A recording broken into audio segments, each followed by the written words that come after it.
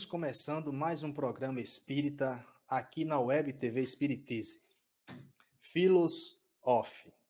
Então, esse programa é veiculado todos os domingos e estará à disposição de todos sempre às 17 horas.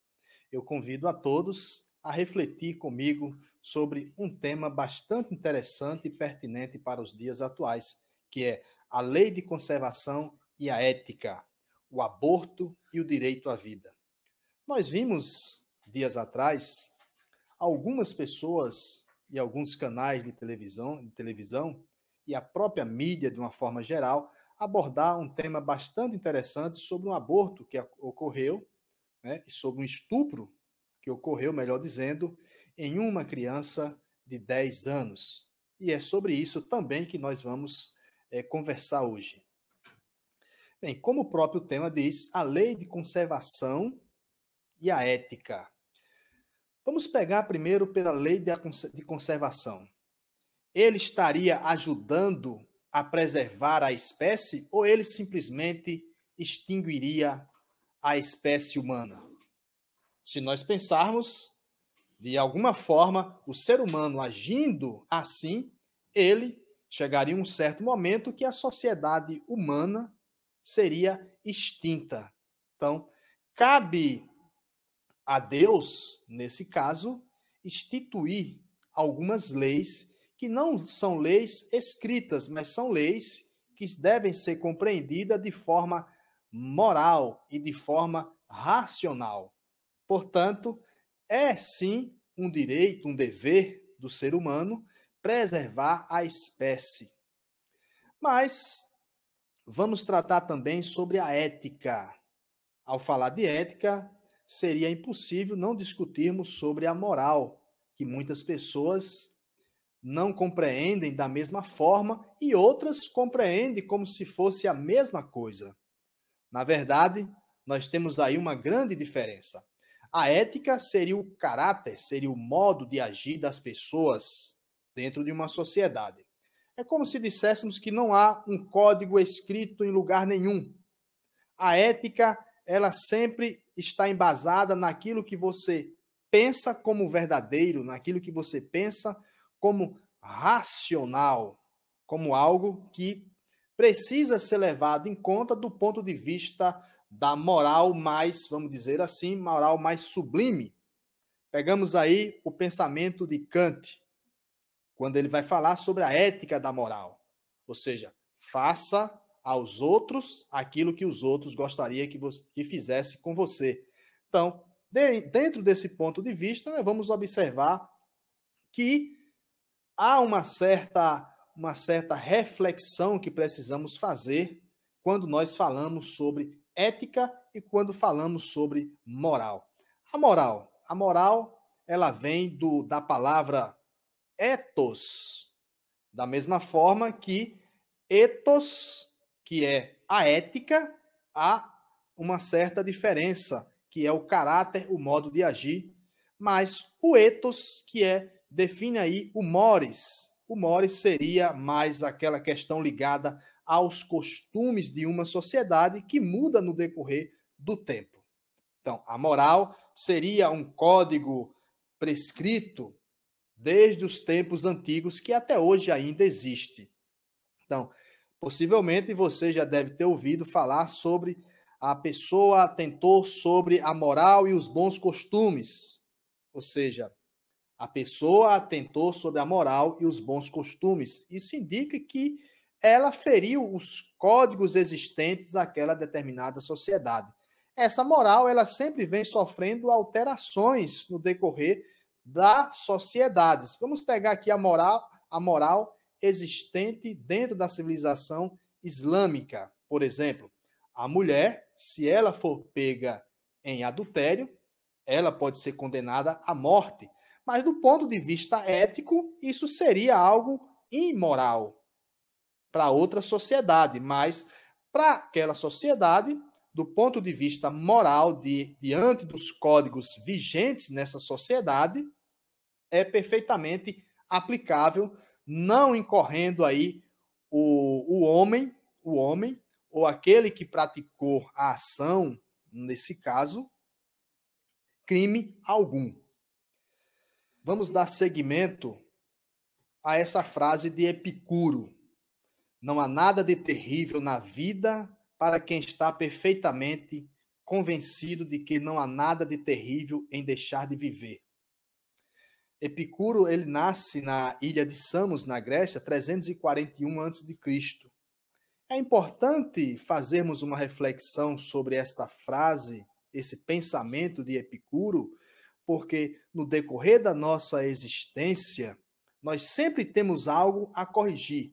A pessoa que não faz a sua reflexão anterior, ela está fadada a permanecer nos erros, sem desvendá-los e, com isso, tendo que, como a doutrina espírita acredita e tem por dogma a reencarnação, tendo aí esse homem que retornar em outra existência para refazer algumas coisas que deixou por fazer. Então, Epicuro acerta na sua colocação quando diz: não há nada de terrível na vida do homem, quando ele está convencido de que não tem nada para ser corrigido. Sempre nós estaremos em processo de melhoramento. Sempre estaremos em processo de avançar. Avançar para o enobrecimento das nossas condutas e da nossa própria ética e da nossa própria moral. Para os materialistas, a doutrina materialista acredita que a mulher ela tem liberdade de ter ou não ter filhos. Ela tem liberdade de interromper ou não interromper a sua gravidez. Então, veja, para a doutrina materialista. Mas o Espiritismo não tem essa visão. O Espiritismo acredita que dentro daquele, ou seja, diante daquele feto, daquela criança, até mesmo dentro do útero, já existe uma ligação do espírito para com o corpo. Ou seja, no momento da concepção, já há ali uma ligação espiritual com o feto. Portanto, a vida desde o momento da concepção. Então, sem a reprodução, nós sabemos lá no início, falamos sobre isso, não poderíamos passar por nossas provas e expiações, fazendo com que nós avancemos no limiar da história e das nossas evoluções morais. Então seria algo vedado, né? Vedado ao ser humano quando é interrompida a sua vida, mesmo através do aborto, vedado a ele o direito dele poder progredir, dele passar por suas provas, por suas expiações. Portanto, é um dever da mulher, sim, a reprodução. E do homem também, porque sem o homem não acontece a reprodução. Apesar de que ainda hoje já existem formas de fecundação in vitro e outras tecnologias, mas que ainda precisamos da intervenção humana, da participação humana. Na questão 686 do Livro dos Espíritos, pergunta o seguinte: é lei da natureza a reprodução dos seres vivos? Veja, se é uma lei da natureza. Os espíritos acertadamente dizem o seguinte: evidentemente, sem a reprodução, o mundo corporal pereceria. A gente sabe que o mundo espiritual ele existe independente do mundo carnal, do mundo físico. Mas é necessário que nós tenhamos o mundo físico para podermos testarmos as nossas capacidades, vamos dizer assim. É como se uma pessoa adentrasse em uma escola e, ao começar o seu curso, ele precisasse se melhorar e, para se melhorar, ele precisa passar nas provas e avançar para uma próxima etapa, que seria uma série seguinte, até chegar ao ponto de concluir aquele nível e começar a atuar no no mercado que ele desejasse. Seria mais ou menos isso. Então, precisamos avançar. Então, a vida carnal, a vida física, é necessária ainda nesse sentido. Na reflexão de Sêneca, ele traz aqui a única propriedade do ser humano é o tempo de vida, que deve ser bem gerido e valorizado, pois cada dia que passa entra no domínio da morte. Ou seja, não faz mais sentido, ou um sentido tão grande assim, a gente se dedicar às virtudes, à moral, à ética, quando já estamos próximo da morte. O mais interessante seria nos preocuparmos na própria juventude, na própria idade infantil, com a ajuda dos pais, é claro, sendo norteado aí as crianças para os bons costumes, para a moral, para a ética, para os valores mais sublimes. Então, seria mais ou menos isso. Então, Sêneca faz uma reflexão interessante aqui, trazendo para nós que devemos nos preocupar com a nossa vida, porque o tempo que temos de vida, ele é tão curto. E se deixarmos para nos preocupar só quando estamos próximos da morte, é como se nós desperdiçássemos o tempo, a maior parte do tempo de nossa vida, sem progredirmos nem moral, nem espiritualmente. Os materialistas, a doutrina materialista traz a seguinte ideia: os pais poderiam ceder direitos de guarda a seus filhos, a qualquer pessoa que desejasse. Essa é a visão materialista. Mas para a doutrina espírita, não funciona dessa forma. Os pais têm o dever de criar os seus filhos, de manter os seus filhos, até o momento que ele se torna independente e até o momento da sua morte. Isso não quer dizer, porque o filho ficou independente, chegou à fase adulta, que os pais irão abandonar. E os vínculos familiares? Como ficariam esses vínculos familiares?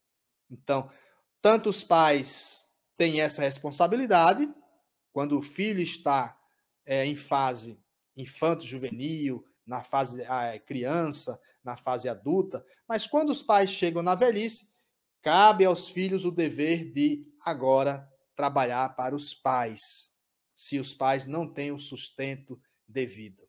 Então veja só que a lei de Deus é muito bem ordenada. A lei de Deus não separa pais e filhos quando cresce, cada um para o seu lado. Não. Os vínculos devem permanecer e é um dever do filho permanecer ligado aos pais no sentido de poder ajudá-los na sua velhice, já que os pais seriam uma forma de gratidão dos filhos, já que os pais cuidaram dos seus filhos, amamentaram, né, deram roupa, comida, tiveram o cuidado de orientá-los, né, na boa conduta, na retidão. Então, é mais do que justo os filhos cuidarem também dos pais. Na questão 698, diz o seguinte: o celibato voluntário representa um estado de perfeição meritória aos olhos de Deus? E a resposta vai dizer não.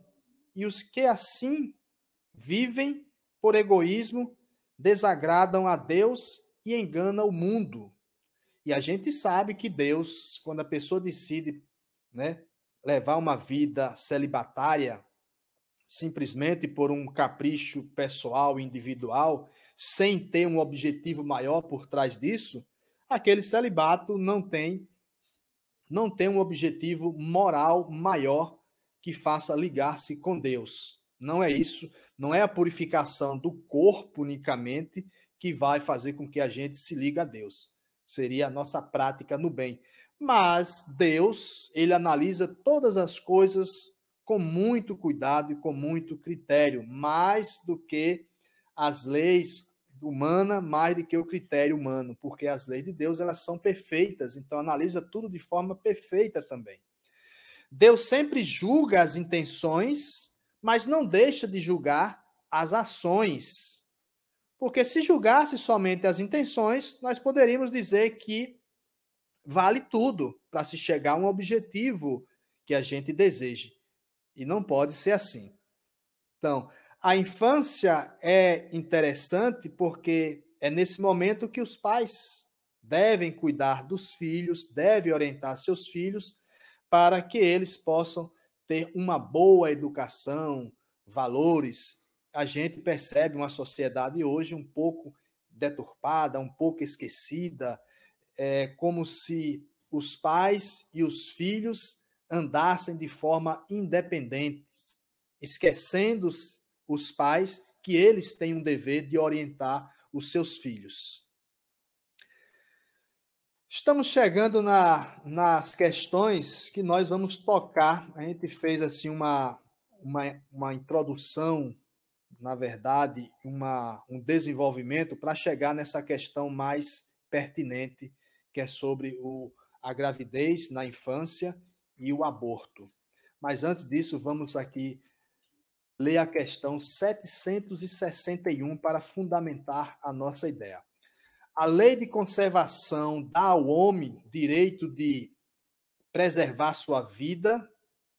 Não usará ele desse direito quando elimina da sociedade um membro inferior? Ou seja, é aquela questão, bandido bom é bandido morto? Assim, no caso, quando Jesus estava ao lado de Dimas, e quando Dimas se volta para Jesus e diz, Senhor, eu acredito nas suas palavras. Eu me arrependo do que eu fiz.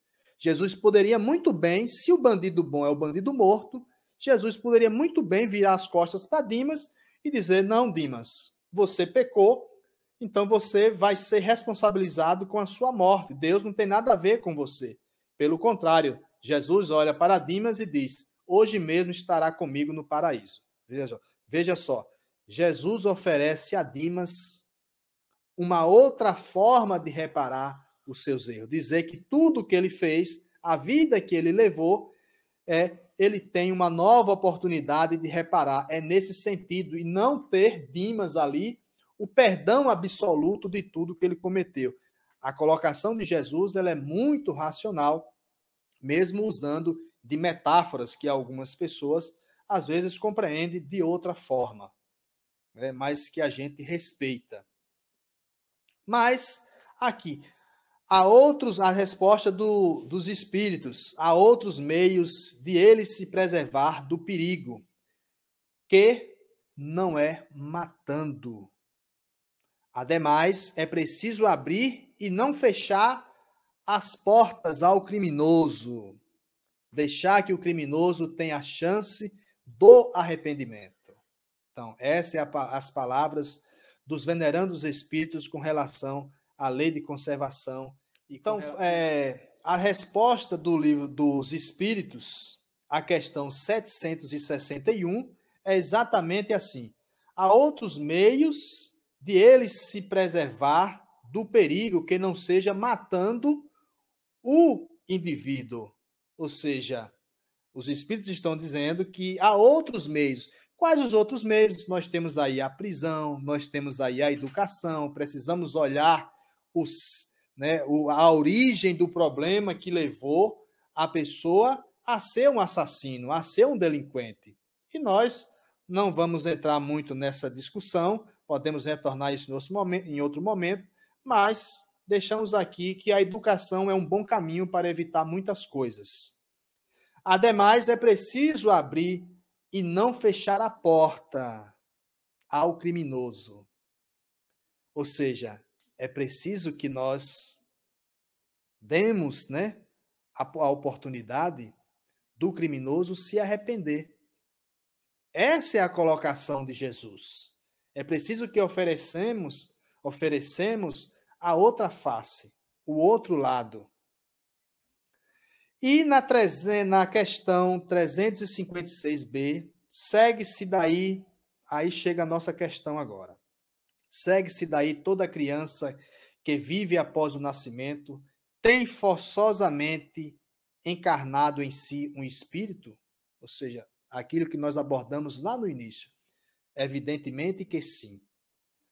Se assim não fosse, ali não teria nenhum propósito, não teria, né, não teria ali um ser humano, se não tivesse ligado ali um espírito, pois é o espírito que anima o ser carnal. E a questão 359 é exatamente esta que nós estamos próximos de concluir. No caso em que o nascimento da criança puser em risco a vida da mãe, haverá crime em sacrificar-se a primeira para salvar a segunda? Os espíritos respondem: preferível é que se sacrifique o ser ainda que não existe, a sacrificar-se o que já existe. O que já existe, pessoal, é a mãe. Se o ser ainda não existe, o ser físico, é preferível, quando se coloca em risco a vida da mãe, é preferível sim que haja, neste caso, o aborto. E a gente ouviu muitas repercussões sobre este caso, que é um caso muito fácil, né, de solucionar. Porque nesse sentido que a gente faz a reflexão, leva a entender que deveríamos sacrificar a mãe, porque a mãe é uma criança também de 10 anos, e essa mãe não teria estrutura biológica. Então, os especialistas, eles são claros em dizer, uma criança de 10 anos, ela não teria estrutura biológica para suportar um feto em seu útero. Então, é mais do que racional que, neste sentido, sacrifique-se o feto em detrimento da preservação da mãe, que é uma criança, não só uma criança, mas como também uma mulher já adulta e formada. Se o feto, se a gravidez colocar em risco a mãe, é preferível que dê preferência à mãe. Então, a lei de Deus, pessoal, ela é 100% justa. As nossas não. As nossas que elas mudam, talvez nós estejamos apegados ainda aos códigos, os códigos errôneos da nossa civilização. Então, cabe a nós fazermos reflexão e ponderações com relação ao bom senso e aplicar sempre o bom senso em todas as situações e em todas as decisões que nós vamos tomar em nossas vidas. E aqui nós terminamos com esse pensamento de Sêneca. O sábio, assim como o partidário da sabedoria, está ligado ao próprio corpo, mas abstrai a melhor parte de si e direciona suas reflexões às coisas sublimes. Nós temos um corpo, mas jamais eleger o corpo como o máximo da nossa sublimação. Jamais eleger o corpo como a única vida ou a vida que temos, porque o corpo, ele passa quando a morte chega, e quando ele dali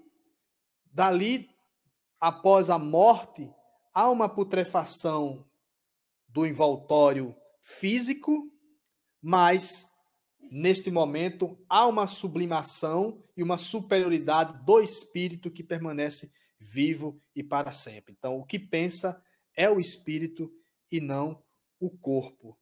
Que tenhamos uma boa reflexão nesse dia, que possamos aí fazer essas interações com os nossos próprios pensamentos e daí fazermos também essa interação com o conhecimento que nós temos e com o conhecimento que também é nos sugerido, porque isso abre as portas da sabedoria. Então, jamais fecharmos as nossas mentes para a compreensão tanto das questões que hoje são tabus, como das questões que são liberadas. Cabe a nós fazermos as reflexões devidas sobre todas as coisas. Nós temos um cérebro, mas o que pensa é o espírito. E o espírito está apto a pensar em tudo e agir da melhor forma possível. A escolha é nossa. Até o próximo domingo.